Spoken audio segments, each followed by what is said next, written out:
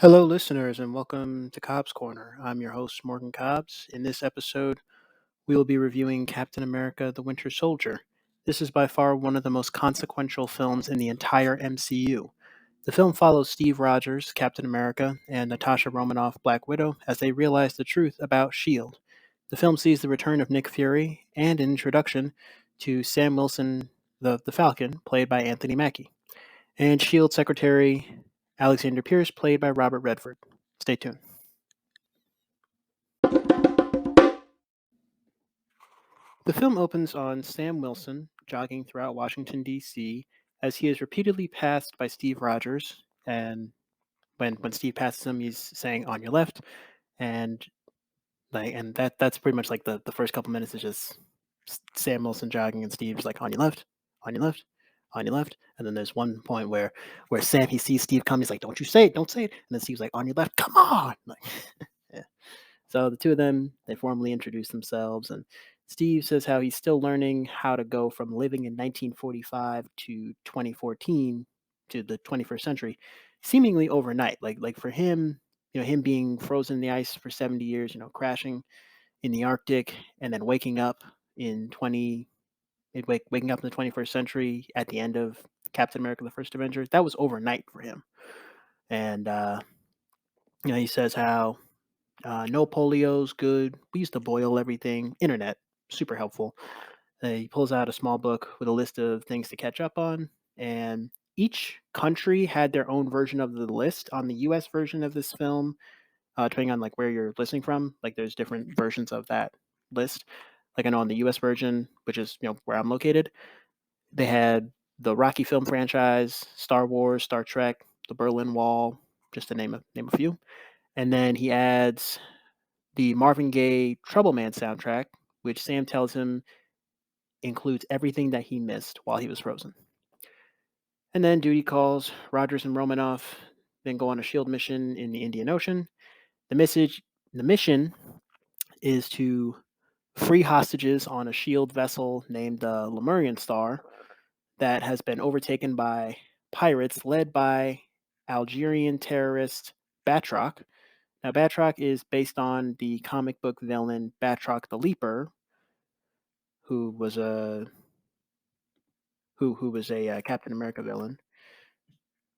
But Captain America, along with Black Widow and the S.H.I.E.L.D. military force Strike, they retake the ship and free the hostages. One of which was Agent Jasper Sitwell, who we've seen periodically before in a few films and the Marvel one shots, and he's going to show up later in the film.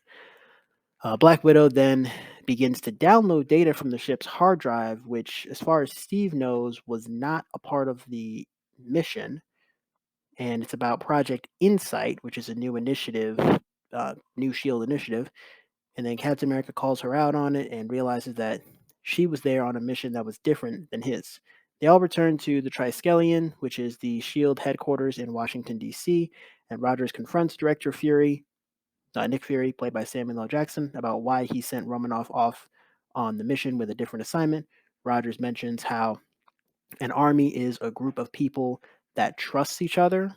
So this kind of being the first quality of a good soldier is, a good soldier is trustworthy, and group of people that trust each other, not just a bunch of people firing weapons. And Fury responds with his iconic, "Last time I trusted someone, I lost an eye."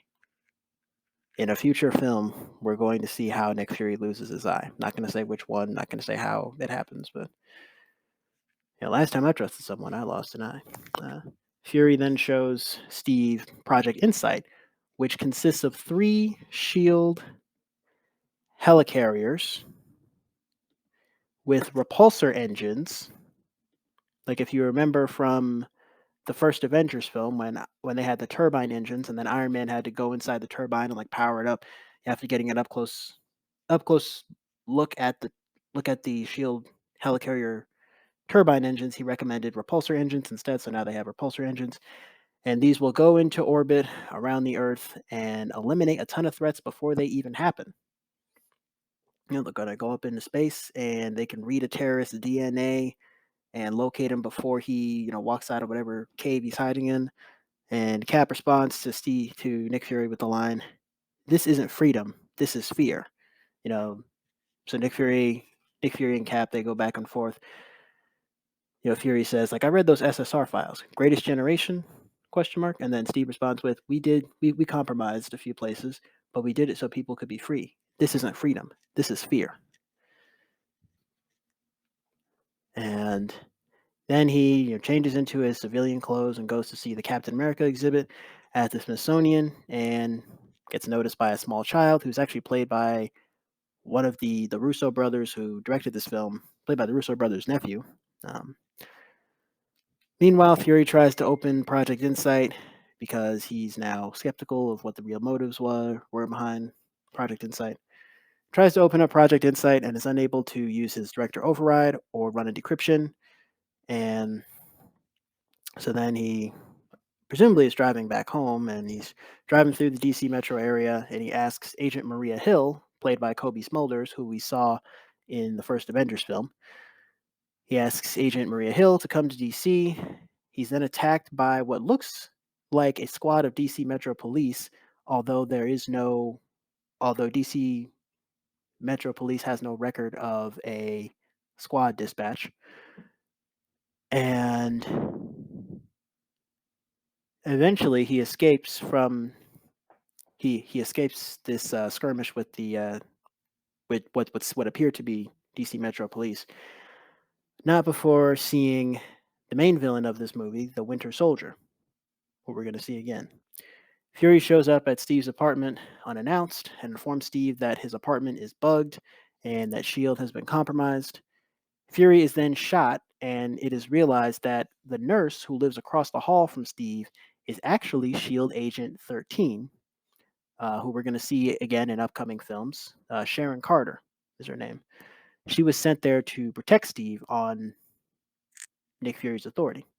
Steve then pursues the shooter on foot, who is revealed to be, again, the Winter Soldier. Fury is brought to the nearest hospital and is pronounced dead. Agent Hill takes the body, and Steve goes back to S.H.I.E.L.D. HQ, where he is questioned by Secretary Pierce about the night before. And the secretary says that he will stop at nothing to find out who killed Fury. And I guess, quick side note, like, there's a shot as Steve's about to get into the elevator where you can see off in the distance the Watergate Hotel, which, for the history buffs listening, the Watergate Hotel was where documents were stolen during the Democratic National Convention in, 1972, I think.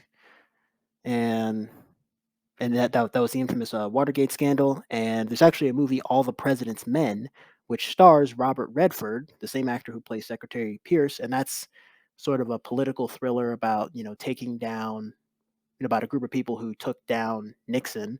So the superhero genre isn't really a genre in and of itself. Like Captain America: The First Avenger is more of a period piece about the 1940s, and Captain America: The Winter Soldier is a political thriller, about corruption and you know.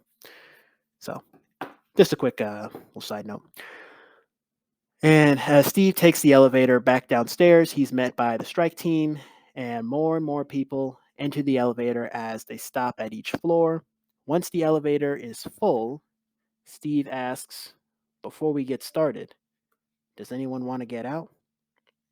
Another feature of a good soldier: tries to avoid bloodshed when necessary. He asks, Steve, he knows what's about to happen. He sees people, strike team walking in. One of them had his hand on his gun. Another one had a funny looking briefcase.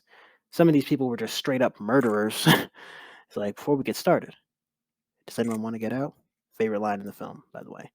A fight ensues between the S.H.I.E.L.D. agents and Captain America in the elevator, and Captain America manages to escape by jumping out of the glass elevator. He's now on the run from S.H.I.E.L.D., a fugitive from S.H.I.E.L.D., and he finds Natasha at the hospital. He goes on the run.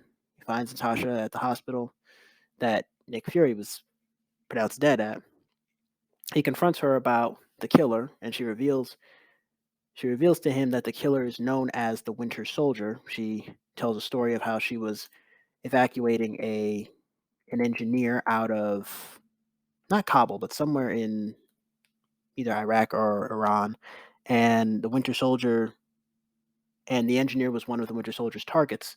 So while she's covering the engineer, and we don't actually see this happen in the movie. She just like talks about it. Apparently, the Winter Soldier shot the engineer through her, and she has like a scar to match. Yeah, yeah, and then she shows Steve the scar, and the line is like, bye bye bikinis. Like he's like, yeah, I bet you look terrible in them now. So the two of them they go on the run, along with the flash drive that contains Project Insight, which Natasha Romanoff hid in the vending machine. And they then find an Apple store at a mall where they can plug in the flash drive. They realize that the program has a home base out of New Jersey.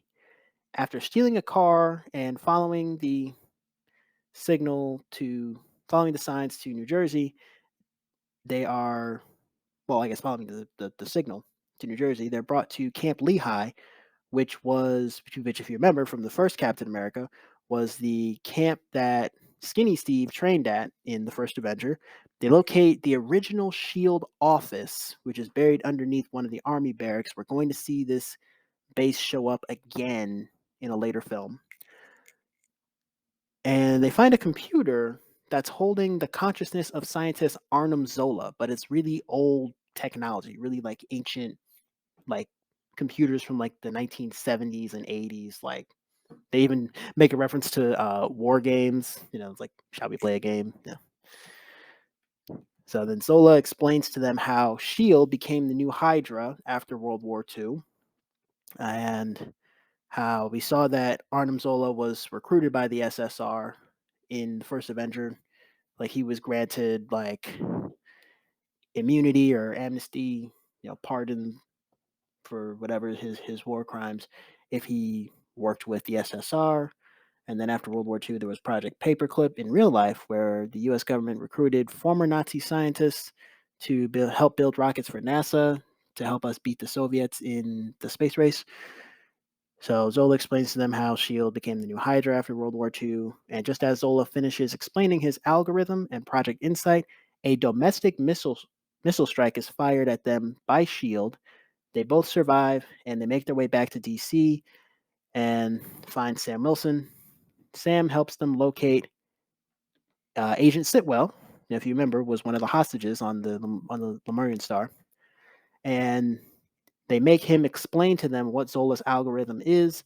And Sitwell explains how it uses your past to predict your future. We hear him mention Bruce Banner, some TV anchor in Cairo, Stephen Strange, who we haven't met yet. We have not met Stephen Strange yet. Anyone who's a threat to Hydra. He says, like, the 21st century is a digital book. It uses your voting patterns, your SAT scores, uses your past to predict your future, essentially. On their way back to the S.H.I.E.L.D. headquarters to shut down Project Insight, they're stopped by the Winter Soldier, who pretty much takes Agent Sitwell out of the car and throws him to the other side of the highway, kills Agent Sitwell. He attempts to kill Steve, Sam, and Natasha on the freeway. A skirmish ensues involving multiple Hydra agents, ending in the arrest of our three protagonists, Steve, Sam, and Natasha. En route to the prison, one of the guards is revealed to be Agent Hill, who frees them from the S.H.I.E.L.D. guards, who we now know are members of Hydra, and brings them to a safe location where it's revealed that Nick Fury is still alive. And we actually see a cameo from Joe Russo, who's one of the directors of this film. He plays the Doctor in this scene. It's revealed that Nick Fury's still alive. He used, I think it's called tetrodotoxin B, and it's like some medicine that Bruce Banner developed for stress. When he was trying to find, I guess, a cure for the Hulk, like he developed it to kind of manage stress, and I guess it slows the pulse to 1 beat per minute to the point where the heart no longer requires oxygen to live. I can't remember if they explained that in this film or in a future film, but Nick Fury's still alive, shocker. And And Fury says how they had to make any attempt on Nick Fury's life look real. And we even see a fake gravestone at the end of the film. They can't kill you if you're already dead. And Fury gives them the rundown on how they're going to stop Project Insight and override their computer chips with 3 computer chips of their own. Steve mentions how they aren't just overthrowing Hydra, they're also be overthrowing S.H.I.E.L.D. along with Hydra. Everything must go. The next day, Sam and Steve dressed in Sam dresses in his Falcon uniform, which was more of a code name that was used by him in the military. He had the code name Falcon, and it's a flight suit. And Steve steals his the classic Captain America outfit that was on display at the Smithsonian. He steals that, and that apparently gets Stan Lee fired. Stan Lee, he plays a security guard who walks over to that exhibit and says, "I am so fired." So they take control of one of the control rooms. Steve gives a speech on the loudspeaker and informs everyone that S.H.I.E.L.D. has been overrun by Hydra, and that Hydra agents, along with the Winter Soldier, who we now know as Sergeant James Barnes, or Bucky, as Steve would often call him. Steve would often call him. We thought that Bucky had died at the end of in Captain America: The First Avenger. We thought Bucky was dead, but it turns out he was experimented on by Hydra, and he survived, and that he's the Winter Soldier. So, meanwhile, Secretary Pierce meets with the other members of the World Security Council, the governing body that oversees S.H.I.E.L.D., in order to launch Project Insight. It is then revealed that Romanoff disguised herself as a councilwoman through cloaking technology, and she then proceeds to dump all of Hydra's secrets onto the internet. Just as Nick Fury shows up, he realizes that Pierce had him killed, and he then uses the retinal scan of his missing eye to disable the encryption on all of their files and disable the protocols. While Falcon and Captain America are stopping Project Insight from launching outside the Triskelion, Steve is confronted by Bucky, who doesn't remember Steve due to his experimentation by Hydra during and after World War II. After a brief altercation with Bucky, Steve places the last computer chip in the slot, and the helicarriers are now programmed to fire at each other instead of the 7 million targets that they had. It's reduced to just 3 targets. They're meant to fire at each other now.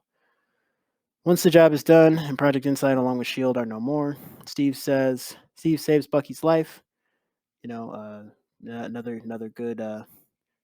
good feature of another feature of a good soldier. He saves lives. Saves Bucky's life, and Bucky finds himself unable to kill Steve as he crashes into the river. Steve is then pulled from the river by Bucky, returning the favor to Steve. The film ends with Agent 13 now working for the CIA, Nick Fury, Steve, and Sam going on the run. Natasha Romanoff defending the actions of herself, Steve, and Sam, stop Hydra, and Agent Hill working Romanoff defends the actions of herself and Steve and Sam and all the good S.H.I.E.L.D. agents, their efforts to stop Hydra. On Capitol Hill, she pretty much tells the Senate Armed Services Committee, it's like, you're not going to put any of us in a prison. You need us. The world's a vulnerable place. We help make it that way, but we're also the ones best equipped to defend it. Agent Hill is now working at Stark Industries. We're actually gonna see her in the next film, Avengers: Age of Ultron. All of this while Marvin Gaye's Trouble Man plays in the background. Steve wakes up in the hospital with Sam Wilson to the right of him, as Steve says, "On your left." And the movie concludes. We see the gravestone of Nick Fury with the Bible verse Ezekiel 25:17, which is a callback to all the, I guess, Samuel L. Jackson fans. That's the Bible verse that Jackson says in the movie Pulp Fiction, directed by Quentin Tarantino. So just a little deep cut. And the mid-credit scene shows Dr. Baron Wolfgang von Strucker, a Hydra scientist who we now know that S.H.I.E.L.D. was really Hydra. So he has Loki's scepter, and two fraternal twins, Pietro and Wanda Maximoff, who have volunteered to let Strucker experiment on them with the scepter. We will see them in Avengers Age of Ultron. The end credit scene shows Bucky at the Smithsonian seeing an exhibit with his name on it, and an exhibit of Captain America and the Howling Commandos. So Bucky is still, incognito, and he's, I guess, getting his memory back. We'll be seeing him again soon. And that's pretty much it for Captain America the Winter Soldier.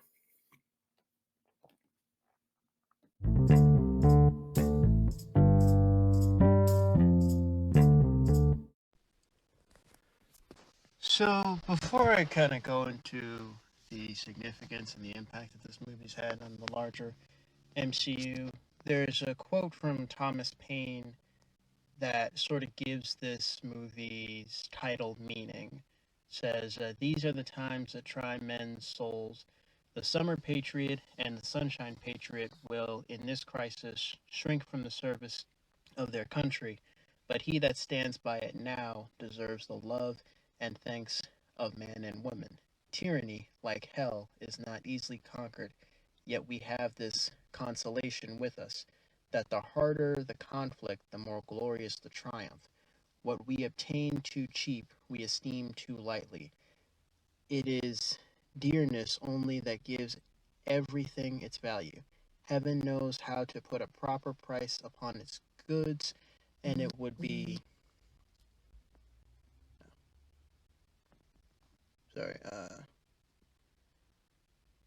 heaven knows how to put a proper price upon its goods, and it would be strange indeed if so celestial an article as freedom should not be highly rated. So this kind of goes back to Captain America's speech on the loudspeaker, telling everyone, like, S.H.I.E.L.D. is not what they say they are, the price of freedom is high, and it's a price that I'm willing to pay, and if I'm the only one, so be it, but I'm willing to bet that I'm not.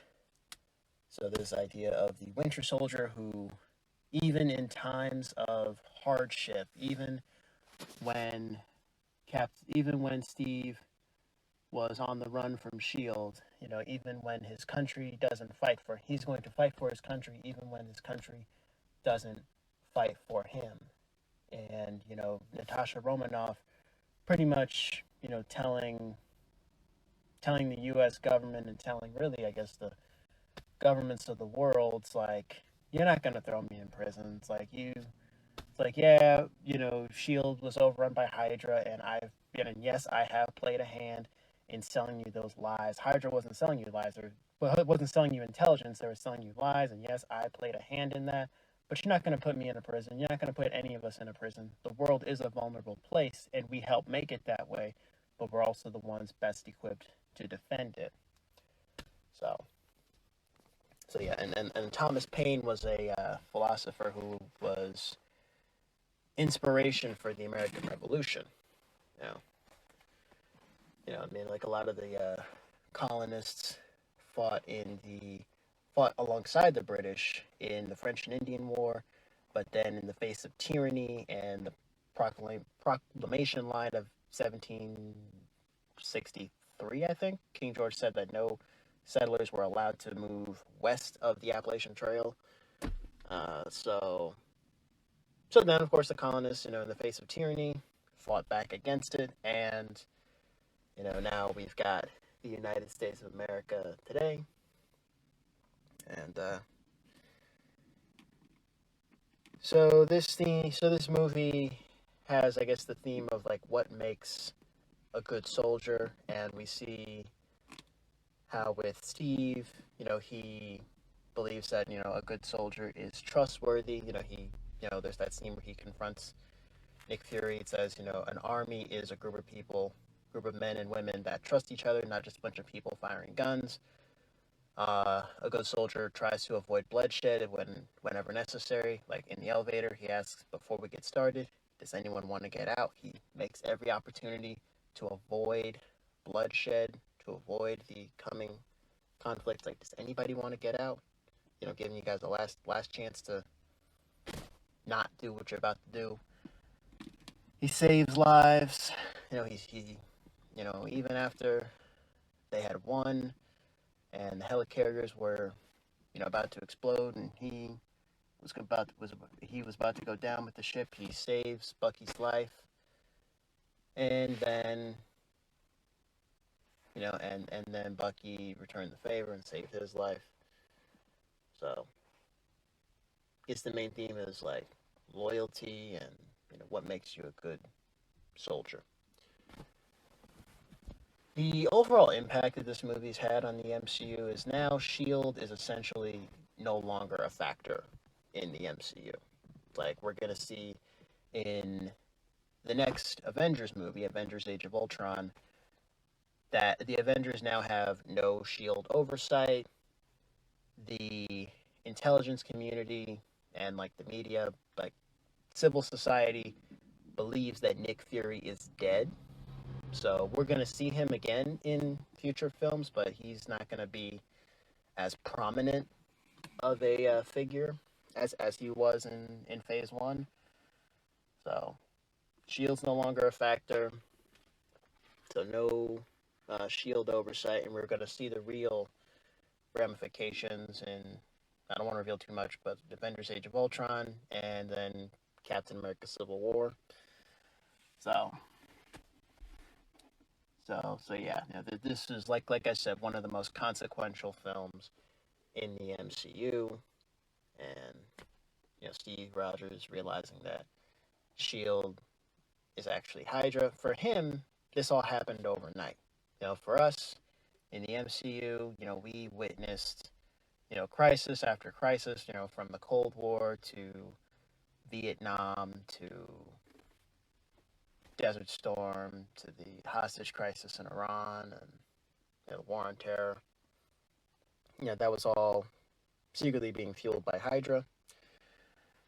But for Steve, who's still a man out of time, who's learning how to live in the 21st century, this all happened overnight for him.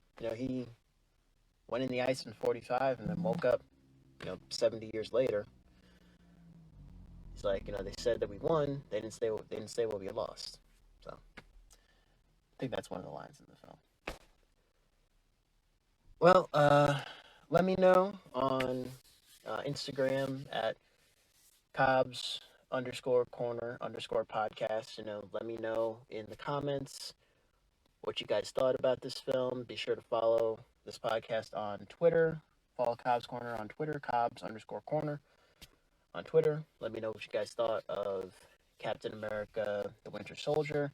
If you guys have any suggestions for like future film franchises that I should review, or certain like directors, filmographies that I should review, definitely do not hesitate to send me a private message on Twitter or send me an Instagram DM. I would love to hear back from you guys, the listeners, any suggestions for future content. Our next movie will be probably one of my favorite MCU films, Guardians of the Galaxy, where we're going to be going back to the stars, and we will see a ragtag group of mercenaries and crooks and bandits band together to fight a common enemy. So it'll be kind of similar to the Avengers, only that most of these people have a criminal past or kind of space pirates. So it'll feature Chris Pratt as Peter Quill, Star-Lord, Zoe Saldana as Gamora, Dave Bautista as Drax the Destroyer, Bradley Cooper as Rocket Raccoon. Also feature Josh Brolin as Thanos, Lee Pace as the main villain, Ronan the Accuser.